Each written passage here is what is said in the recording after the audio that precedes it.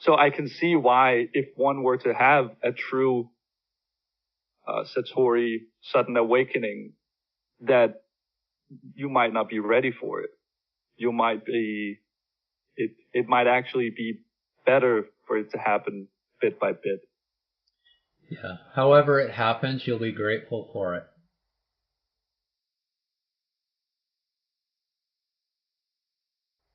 I mean, that's, if I never know myself more than I know myself now,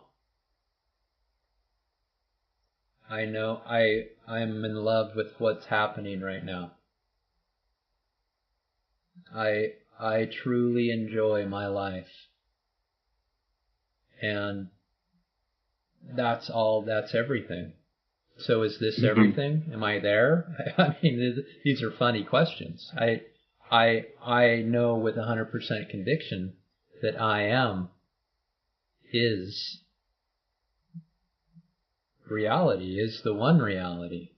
And in that, there's peace and contentment and satisfaction and everything that we want in life. So you'll be grateful. If you're not already, you'll be grateful soon that this came into your life, that book came into your life somehow. You ended up in the right message somehow, and you're on the right path. This is it. Because it asks absolutely nothing of you. Nothing except to turn your attention inward. You don't have to believe in anything. You don't have to know anything. You don't have to own anything. You don't have to gain anything. It asks nothing. That's what makes it so pure, like so...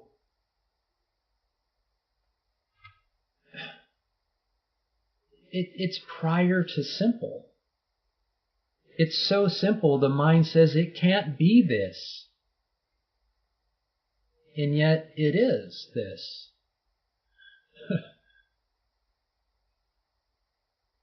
There's only one of you. And you know that. There's only one I am. And that one I am is the collective I am. But right now it feels like there's an individual I am. And this journey is an individual journey of I am, the individual I am, back into the collective I am. And there's only one of you. There's only one I. Therefore, there's only one path back to you. It's absolute. And in that one, because it's you, there's no room for anything else in that. Nothing. There's only room for I am. And therefore, that's why I'm sure you heard, you've got to get rid of your identities and your attributes and your adjuncts and your attachments. Because there's no room for those in this one slot of I. You mentioned earlier that although you can rest in yourself at this point very completely and you have 100% conviction that this is the truth, this is the path, you said you still sometimes get pulled in to the world. Do you mean what exactly does that mean? Does that mean that there is a reemergence of ego, or? It has to do with you get pulled away from total contentment. So something's going on in the world that pulls you away slightly from that absolute peace. And it's recognized. But it also comes in and it goes out just as fast as it came in. Because there's nothing there left. There's no solidity in this body anymore for it to hold on to. So it just kind of comes in and it goes away, and it's noticed. And it's not discouraged. Because this body is still being a body. There's still emotions in here. and you just experience them and perceive them differently. But to answer your question, it's more about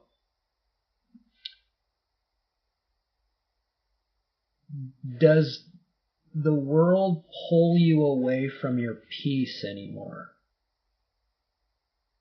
And the answer is less and less and less and less, to where it's darn near close to zero.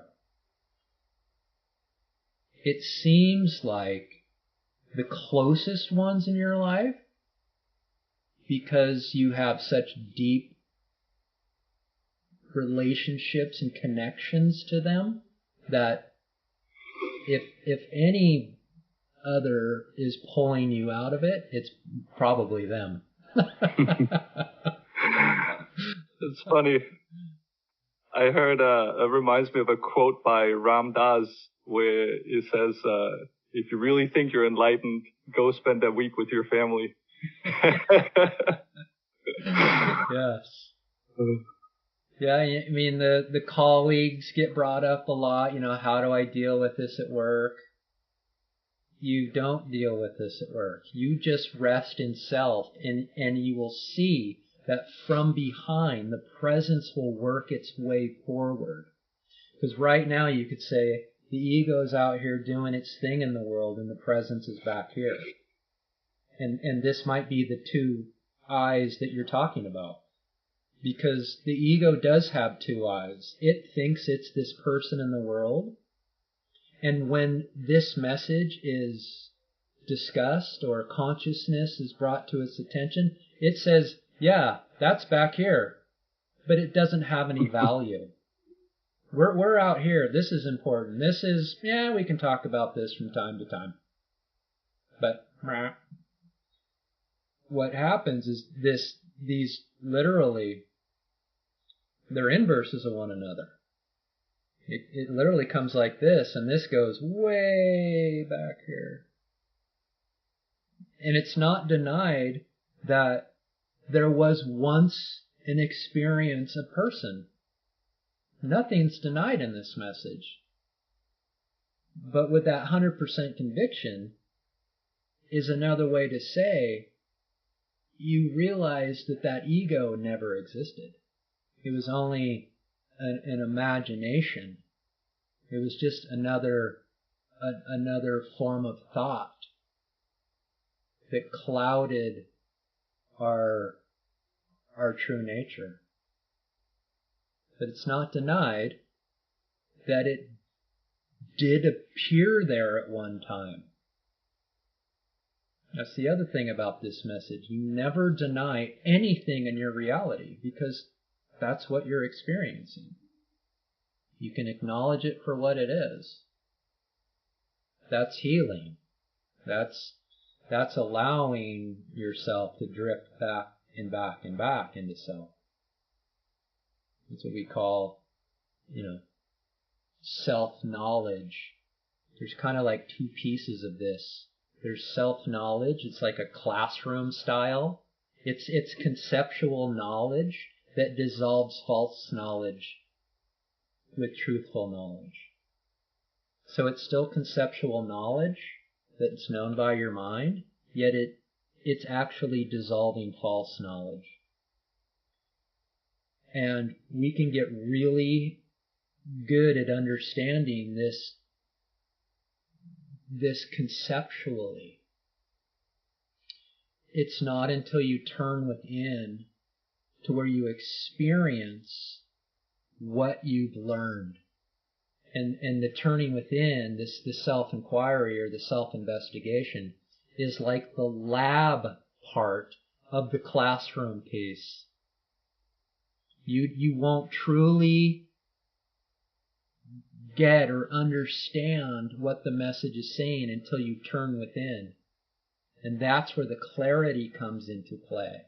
You're like, oh, and it's inherently known. You don't know it with this anymore. You know it with this. And that's where that conviction comes into play. This dissolves into this.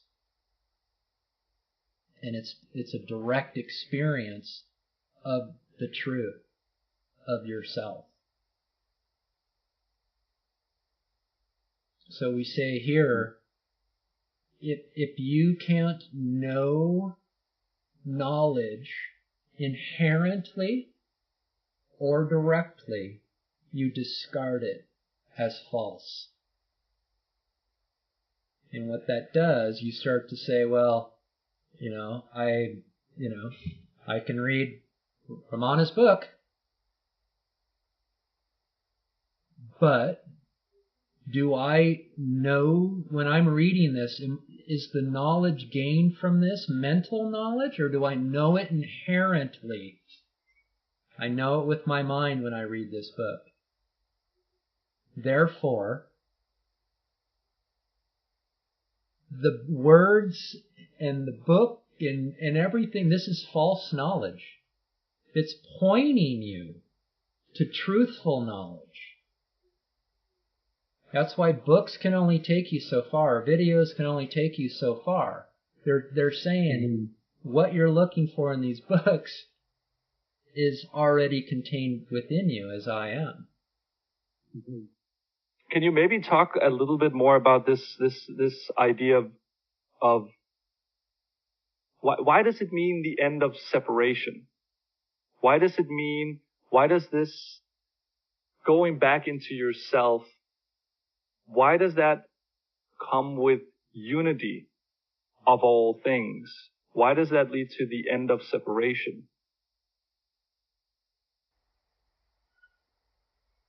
So around the time we were 5-ish,